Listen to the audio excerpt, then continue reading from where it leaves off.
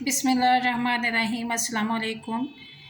कायद आज़म मोहम्मद अली जिन्ना ने अफवाज पाकिस्तान से ख़िताब किया, जो कि उनका पाकिस्तान बनने के बाद अफवाज पाकिस्तान से एक बहुत ही अहम ख़िताब था। कायद आज़म फरमाते हैं, मुझे यकीन है कि आप पाकिस्तान के दिफा और सलामती के लिए अपनी जान की बाजी तक लगाने के लिए तैयार हैं।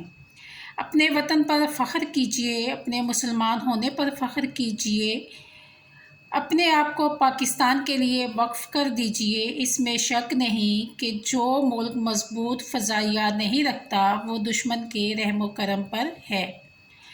बहादुरों, मुझे यकीन है कि आप अपनी अजीम कौम और बेहतरीन फ़ौज की इज़्ज़त बरकरार रखेंगे। कुर्बानियों, जानबाजी, सब्र, बर्दाश्त और इंकिसार के साथ अपनी कौम की सच्ची खिदमत करते जाइए।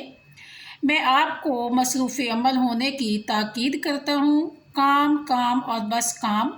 बहादुर सिपाहियों, मुझे यकीन है कि आप पाकिस्तान के हलाली परचम को सरबुलंद रखेंगे। मुस्तकबिल का मुकाबला कीजिए और अपने कामों को उसी अज़्म इस्तक़लाल के साथ जारी रखिए जैसा कि आप करते आए हैं।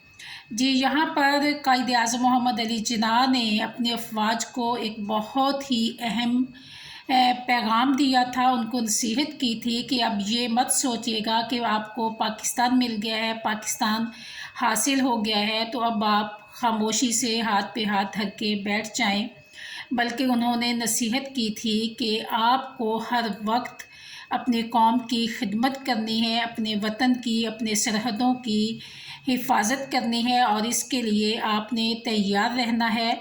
अब ये ना सिर्फ अफवाज पाकिस्तान ही नहीं बल्कि उसके साथ साथ हमें पाकिस्तानी होने की हैसियत से हमें भी अपने मुल्क की खिदमत हिफाजत करनी है और हमें अपने दुश्मनों का मुकाबला डट कर करना है और हमने अपने वतन की हिफाजत के लिए अपनी जान तक की कुर्बानी देने से दरेर नहीं करना।